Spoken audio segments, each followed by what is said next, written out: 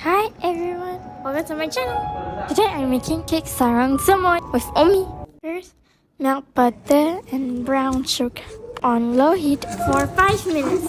Keep stirring until fully melted. Let the sugar burn a bit. After that, add double cream. Keep stirring and let it cool. Now let's prepare the cake batter. In a different bowl, crack 4 eggs.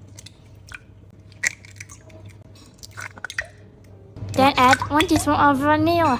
Then whisk together.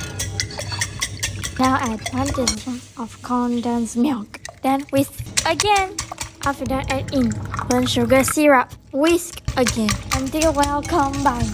Now add in 1 cup of flour. Also add 2 teaspoons of baking soda and 1 teaspoon of baking powder. Whisk together until fully mixed.